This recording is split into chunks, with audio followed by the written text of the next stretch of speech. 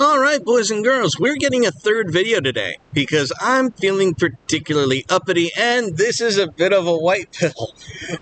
Samuel Alito mocks foreign critics of repealing Roe v. Wade in Rome speech on religious liberty. Look at that, chat. Look at this. This is from CNN, so the cope and seethe is copious.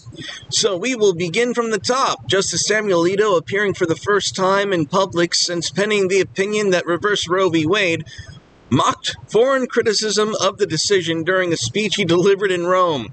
Alito, sporting a beard because he is a base Chad returning to tradition, gave the talk that was largely dedicated to protecting religious liberty last week, but it was only publicized on Thursday by Notre Dame Law School. Because you pretentious asses will not give him the light of day is not his fault.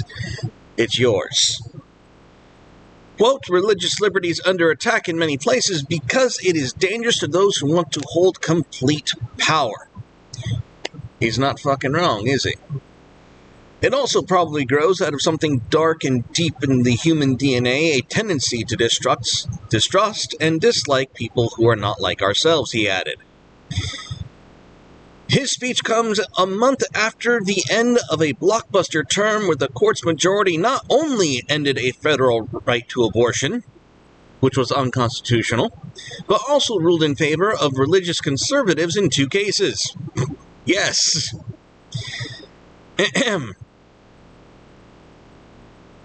Alito delivered the keynote address for Notre Dame Law School's Religious Liberty Initiative. The bulk of the speech was dedicated to broadly discussing how religious freedom had been challenged throughout history. He did not discuss the leak of the abortion decision they wrote, I'm going to assume is what that's supposed to say, and only indirectly referenced the final version, which he referred to as an opinion whose name may not be spoken. He did so by expressing his disapproval of foreign leaders who had criticized the opinion. Quote, I had the honor this term of writing, I think, the only Supreme Court decision in the history of that institution that has been lambasted by a whole string of foreign leaders, noting they felt, quote, perfectly fine commenting on foreign law. He noted that one of the critics was UK Prime Minister Boris Johnson. He paid the price, Alito said to laughter and applause. Based. He also criticized Macron and Trudeau for their opinions, dripping with sarcasm. Alito told the audience that what really wounded him was when Prince Harry addressed the United Nations and seemed to compare the decision whose name may not be spoken with the Russian attack on the Ukraine. He was wounded, you see, so desperately and horribly wounded. And so we see the Chad Alito lambasting foreign diplomats for having the audacity to comment on American law. This is amazing. Returning to religious freedom, Alito said that a challenge is to, quote, convince people that religious liberty is worth defending if they don't think that religion is a good thing that deserves protection. Whoa, hang on. Let me read that again.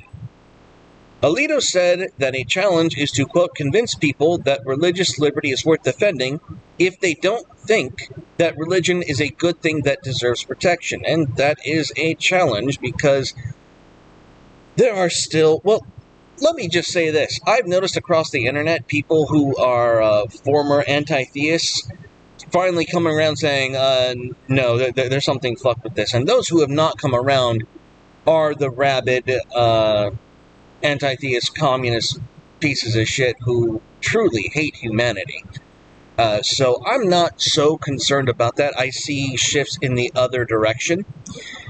He said that such an effort could entail a focus on how religion promotes, quote-unquote, domestic tranquility. And that's what people are realizing.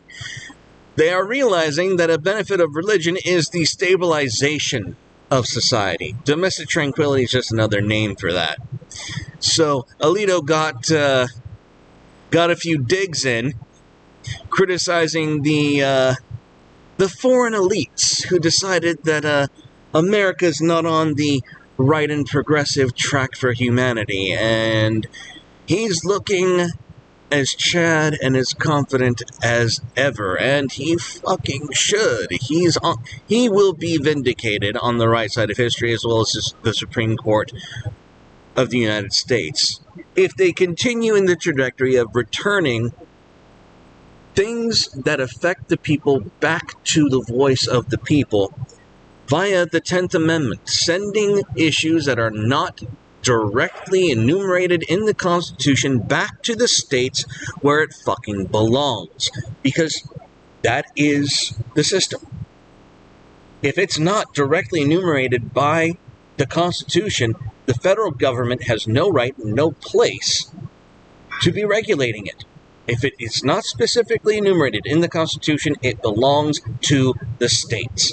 And in order for them to reverse this decision, in order for them to solidify the status quo in regards to gay marriage and every other social issue, they now have to make it a constitutional amendment, and they ain't got the support to do it.